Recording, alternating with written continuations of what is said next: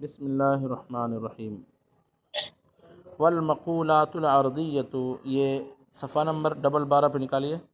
والمقولات العرضیۃ ہی الکم والکیف والاضافۃ والعین والملک والفعل والانفعال والمتاع والوضع ویجمعها هذا البیت الفارسی۔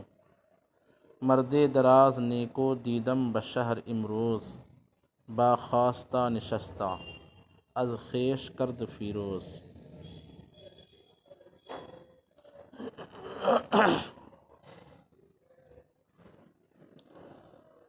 یہ بیان کیا جا رہا تھا کہ دنیا میں جو کچھ ہے وہ یا تو اس کا تعلق جوہر سے ہے یا اعراض سے ہے، یعنی دنیا میں جو کچھ ہے وہ یا تو قائم بنفس ہی ہے، قائم بذات ہی ہے، اپنے ہونے میں کسی محل کا کسی کا محتاج نہیں ہے، اپنے وجود میں کسی محل کا محتاج نہیں، کسی چیز کا محتاج نہیں۔ اور کچھ چیزیں وہ ہیں جو اپنے وجود میں کسی نہ کسی محل کا محتاج ہوگی، یا تو کسی دیوار کی محتاج، کسی انسان کی محتاج، کسی شے کی محتاج۔ مثال کے طور پر میں نے کل اس دن سمجھایا تھا، ایک ہے انسان کا جسم، تو جس میں انسانی اپنے وجود میں کسی چیز کا محتاج نہیں، لیکن مثال کے طور پر کوئی موٹا ہے تو موٹائی جو ہے اس شخص کا محتاج ہے جس کے اندر یہ موٹائی پائی جائے گی، یا جس چیز کے اندر موٹائی پائی جائے گی۔ تو ایک ہے موٹا، ایک ہے موٹائی، ایک ہے لمبا اور ایک ہے لمبائی، ایک ہے چوڑا ایک ہے چوڑائی، ایک ہے گہرا ایک ہے گہرائی، ایک ہے رنگ ایک ہے رنگین، ایک ہے روشن اور ایک ہے روشنی، ایک ہے چاند ایک ہے چاندنی۔ تو اس میں دو چیزیں ہیں، ایک چیز وہ ہے کہ جس کا وجود دوسرے کے بنا نہیں ہو سکتا، جیسے سورج ہے تو سورج کے بنا سورج کی روشنی کا وجود نہیں، چاند کے بنا چاند کی چاندنی کا وجود نہیں، لیکن چاند کا وجود بغیر چاندنی کے ہے، ٹھیک ہے۔ ایسے ہی دیوار ہے، اس کا رنگ ہے، تو رنگ اپنے وجود میں دیوار کا محتاج ہے، لیکن دیوار اپنے وجود میں رنگ کا محتاج نہیں، دیوار قائم بالذات ہے۔ تو دیوار اور رنگ میں دیوار جوہر ہے اور اس کا جو رنگ ہے وہ عرض ہے، یا دیوار کی لمبائی چوڑائی جو دیوار میں موجود ہے وہ لمبائی وہ چوڑائی وہ اعراض ہیں، اور خود دیوار یہ جوہر ہے۔ تو اس طرح سے بیان یہ کیا گیا تھا کہ جوہر اور عرض یہی دو قسموں سے ان دنیا میں جو کچھ اس کا تعلق ہے۔ پھر یہ بیان کیا گیا کہ اعراض جو ہوتے ہیں، عرض جو ہے جو قائم بنفسی نہیں ہوتے ہیں بلکہ اپنے وجود میں کسی کا محتاج ہوتے ہیں، اس کی 9 قسمیں ہیں، جن کو مقولات تسعہ یا مقولات عرضیہ کہا جاتا ہے۔ اور وہ 9 قسمیں کیا ہے تو کہا کم ہے، ایک ہے کیف، ایک ہے اضافت، ایک ہے عین، ایک ہے ملک، ایک ہے فعل، ایک ہے انفعال، ایک ہے متاع اور ایک ہے وضع۔ اس کا کیا مطلب ہوتا ہے؟ اس میں سے ہم نے کم، کیف، اضافت اور عین یہاں تک کی ہم نے تعریف لکھائی تھی۔ اب آپ میں سے کوئی ہے ہی نہیں جو کہہ رہے ہیں کہ ہم نے لکھا تھا، تو اب پھر کیا کیا جائے؟ پھر سے لکھایا جائے یا آگے سے لکھایا جائے؟ جب وہ آ جائیں گے آپ کے ساتھی حضرات تو ان سے لکھ لیجئے گا، ٹھیک ہے۔ جی استاد۔ ملک تک کی ہم نے تعریف لکھائی تھی۔ اب یہاں سے دیکھیے، والفعل والانفعال، فعل کس کو کہتے ہیں اور انفعال کس کو کہتے ہیں؟ فعل کی تعریف لکھ لیجئے۔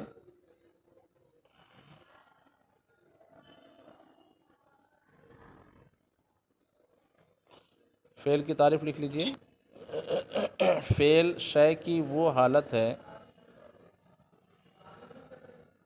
جو شے کو اس کے غیر میں اثر کرنے کی وجہ سے حاصل ہوتی ہے۔ فعل شے کی وہ تعریف ہے، فعل شے کی وہ حالت ہے، فعل شے کی وہ حالت ہے جو شے کو اس کے غیر میں اثر کرنے کی وجہ سے حاصل ہوتی ہے۔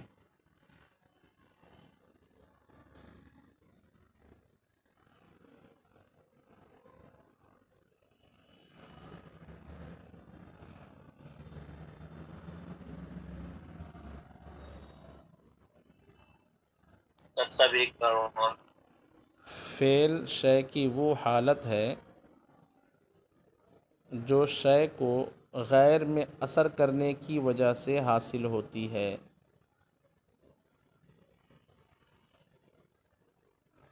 جیسے مثال کے طور پر لکڑہارا لکڑی کاٹتا ہے تو لکڑی میں کاٹنے کا اثر ہو جاتا ہے، تو لکڑی میں تاثیر کرنے کے سبب سے جو لکڑہارے کی حالت ہے اس حالت کو کہا جائے گا فعل۔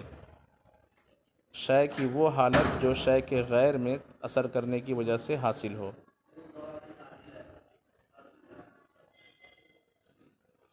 ٹھیک ہے؟ جی اس کے بعد انفعال کی تعریف لکھیے۔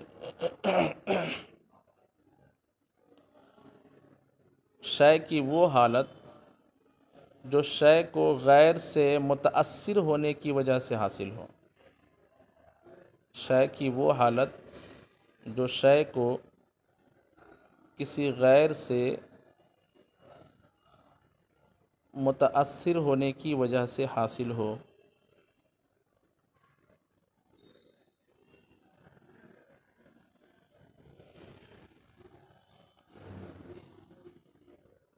متاثر ہونے ہاں جیسے لکڑہارے نے لکڑی کو کاٹا تو لکڑی نے کٹنے کو قبول کر لیا، تو لکڑی نے اپنے غیر لکڑہارے کے اثر، لکڑہارے کے سے متاثر ہو کر جو اس کو ایک حالت حاصل ہو گئی کٹنے کی، اس کٹنے کی حالت کو کہا جائے گا انفعال، کہ شے جو ہے یعنی لکڑی جو ہے اس نے اپنے غیر سے متاثر ہو کر ایک حالت حاصل کر لی کہ پہلے کٹی ہوئی نہیں تھی اب کٹ گئی، اس حالت کو کہا جائے گا انفعال۔ سمجھ گئے؟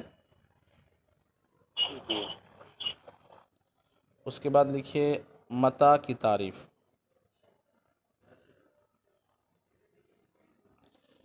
متاع کہتے ہیں شے کی وہ حالت جو اس کو زمانے میں موجود ہونے کی وجہ سے حاصل ہو، زمانے میں موجود ہونے کی وجہ سے حاصل ہو۔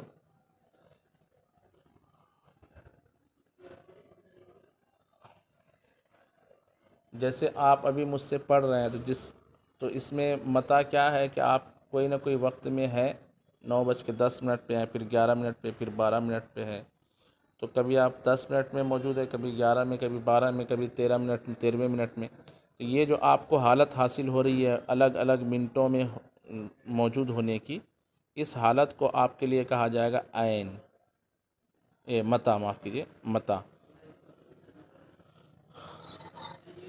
اور عین کہا جائے گا جگہ میں ہونے کی وجہ سے، کبھی آپ ٹیبل پہ، پھر نیچے ہو گئے، پھر چھت پہ چلے گئے، پھر سیڑھی پہ چلے گئے، یہ عین۔ مکان میں ہونے کی وجہ سے جو حیت حاصل ہوتی ہے شے کو، اس حالت کو کہا جاتا ہے عین، اور زمان میں ہونے کی وجہ سے جو حالت شے کو حاصل ہوتی ہے اس حالت کو کہا جاتا ہے متاع۔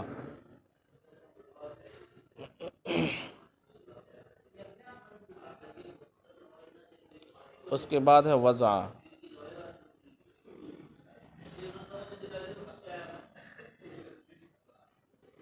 شے کی وہ حالت ہے جو شے کو، لکھیے وضع کی تعریف۔ شے کی وہ حالت ہے جو شے کو دو نسبت کی وجہ سے حاصل ہوتی ہے۔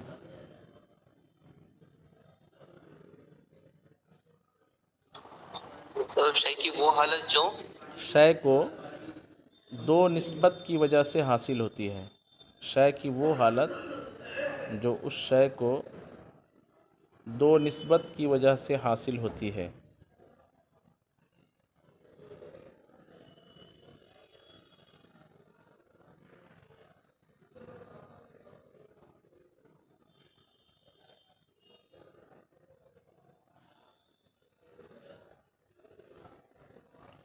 جیسے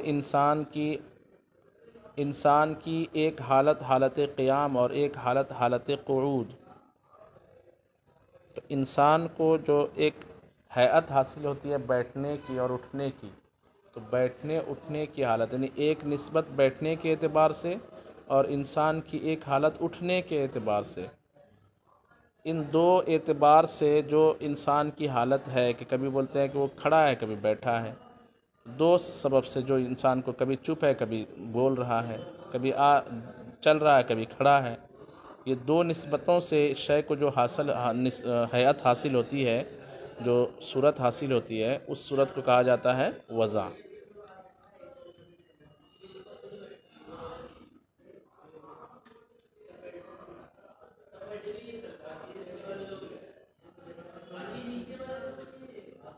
ٹھیک ہے.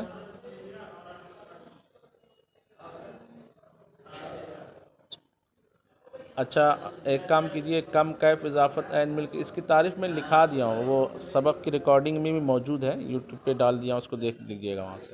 تعریف اگر لکھنا ہے تو اس کو دہرانے کی حاجت نہیں ہے.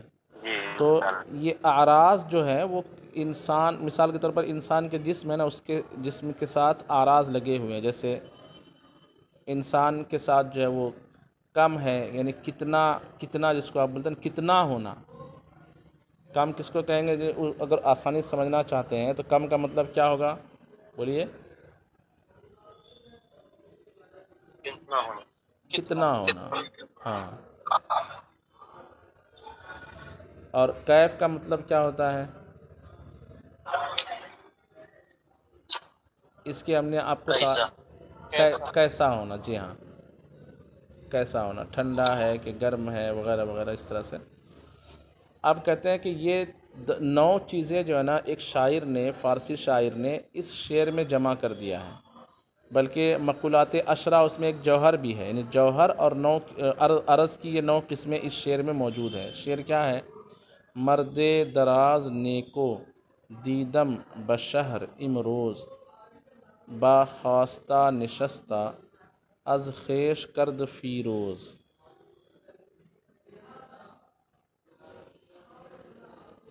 معنی ہوگا مرد دراز نیکو دیدم بشہر امروز. مرد کوئی مرد، ایک مرد. یہ مرد جو ہے جوہر ہے.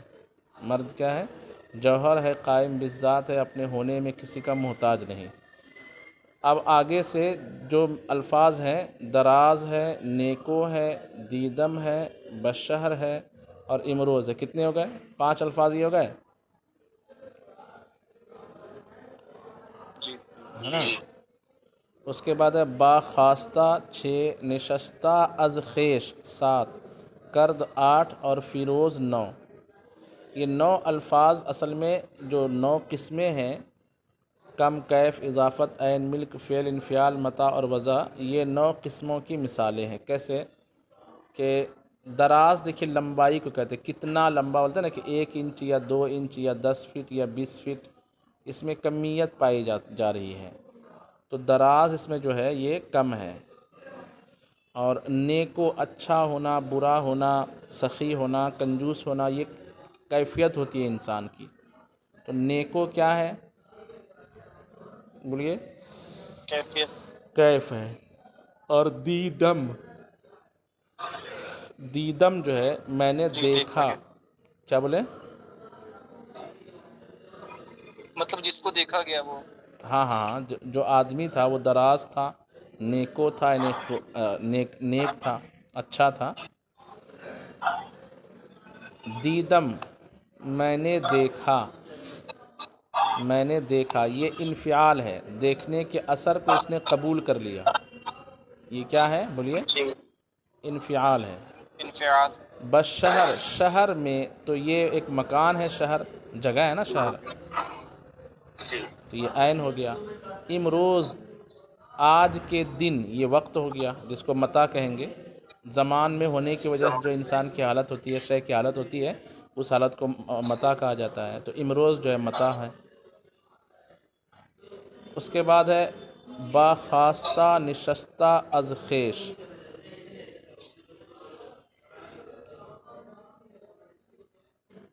با خواستہ کو یہ کہہ رہے ہیں کہ اضافت ہے. اچھا اس کو میں سمجھاتا ہوں. اور نشستہ کو کہہ رہے ہیں، نشستہ یعنی بیٹھا ہوا. ٹھیک ہے، یہ تو وضع ہے. یہ جو جلدی سمجھ میں آ رہا ہے اس کو پہلے سمجھ لیجئے. نشستہ بیٹھا ہوا تھا، نشستن مصدر ہوتا بیٹھنا، بیٹھا ہوا تھا. تو بیٹھنے اٹھنے کی حالت جو ہے، جو 2 اعتبار سے، یعنی بیٹھنا کب سمجھا جائے گا؟ جب اٹھنا سمجھا جائے گا. اٹھنے کی حالت کو کب سمجھیں گے؟ جب بیٹھنے کی حالت کو سمجھیں گے. تو ایک شے کو 2 نسبت سے جو حالت حاصل ہوتی ہے، اس حالت کو کہا جاتا ہے وضع. تو نشستہ از خیش جو ہے خود سے بیٹھا ہوا تھا، یہ معنی ہوگا. خیش کا معنی خود ہوتا ہے.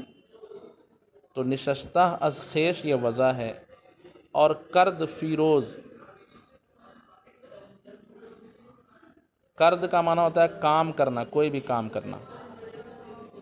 تو یہ جو ہے فعل ہے کہ کوئی بھی کام کرے گا تو اس کا اثر کسی نہ کسی غیر میں جائے گا. تو اس اعتبار سے کرد جو ہے فعل ہے۔ اب دو چیزیں یہاں پہ ہے، باخواستہ اور فیروز۔ باخواستہ کو انہوں نے کہا ہے اضافت اور فیروز کو انہوں نے کہا ہے ملک۔ اس کو میں ایک بار جو ہے نا دیکھ لیتا ہوں، پھر اس کو میں بتا دوں گا آپ کو باخواستہ اور فیروز کے یہ دو لفظ کے بارے میں۔ اب فصل فی ترتیب الانواع، انواع کی ترتیب میں یہ فصل ہے۔ اوپر بیان کیا گیا تھا کہ نوع کی دو قسمیں ہیں، ایک نوع حقیقی اور ایک نوع اضافی۔ یہ یاد ہے؟ کوئی سبق میں موجود تھے؟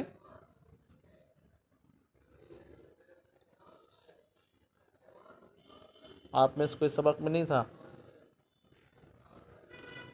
اوپر جو ہے نوع کی دو قسمیں، ایک نوع حقیقی، نوع اضافی۔ نوع حقیقی تو کہتے ہیں جو کثیرین متفقین بالحقائق پر ما ہوا کے جواب میں بولی جائے، یعنی ایسے افراد کی حقیقتوں کے بارے میں جس میں سوال کیا جائے جن کے افراد کی حقیقت جو ہے متحد ہو، واحد ہو، جیسے زید ہے، عمر ہے، بکر ہے، یہ تین ہے شخص۔ یہ تین افراد کی حقیقت جو ہے چونکہ ایک ہی ہے، حیوان ناطق ہونا، اس لیے اب ان تین افراد کے بارے میں اگر سوال کیا جائے کیا ہے تو جواب میں جو چیز واقع ہوگی اس چیز کو کہا جائے گا نوع حقیقی۔ تو ان تین افراد کے بارے میں جب سوال کیا جائے تو جواب میں واقع ہوگا حیوان ناطق، تو حیوان ناطق جو ہے جواب میں واقع ہوگا انسان، تو انسان جو ہے اس کے لیے نوع کہلائے گا۔ اور اگر چند افراد کے بارے میں سوال کیا جائے اور جواب میں وہ ان افراد کی حقیقتیں بالکل الگ الگ ہوں تو جو جواب میں واقع ہوگا اس کو کہا جائے گا جنس۔ جیسے انسان اور حیوان، انسان اور گھوڑا اور گدھے کے بارے میں سوال کیا جائے کیا ہے تو جواب میں واقع ہوگا حیوان، تو حیوان اس کے لیے جنس ہے۔ تو نوع کی ایک تعریف یہ ہے کہ جو کثیرین متفقین بالحقائق افراد پر ما ہوا کے جواب میں بولی جائے اس کو نوع کہا جائے گا، یہ نوع حقیقی کی تعریف ہے۔ اور ایک ہوتا ہے نوع اضافی۔ نوع اضافی کی تعریف یہ ہے کہ نوع اضافی کا مطلب ہوتا ہے وہ نوع جو کسی جنس کے ماتحت ہو، کسی جنس کے نیچے ہو۔ جیسے انسان ہے، یہ حیوان جنس کے نیچے ہے، تو یہ نوع اضافی میں سب سے نچلی نوع ہے۔ پھر حیوان ہے، وہ بھی ایک جنس کے نیچے ہے اور وہ ہے جسم نامی۔ پھر جسم نامی ہے، وہ بھی ایک جنس کے نیچے ہے، وہ ہے جسم مطلق۔ پھر جسم مطلق ہے، وہ بھی ایک جنس کے نیچے ہے اور وہ ہے جوہر۔ یہ ترتیب معلوم ہے نا آپ لوگوں کو؟ یہ ترتیب معلوم ہے جو ترتیب میں بتا رہا ہوں؟ سب سے نیچے انسان ہے، اس کے اوپر حیوان ہے، پھر جسم نامی ہے، پھر جسم مطلق ہے، پھر جوہر ہے۔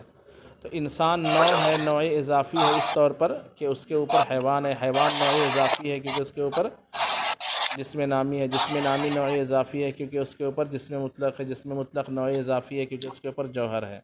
تو اس اعتبار سے نوع اضافی کے اعتبار سے جو ہے نا نوع کی تعریف کچھ اور ہوگی، اور نوع حقیقی کے اعتبار سے نوع کی تعریف کچھ اور ہوگی۔ یہاں پہ نوع کی ترتیب بیان کی جا رہی ہے کہ ایک نوع ہے نوع سافل، ایک نوع متوسط اور ایک نوع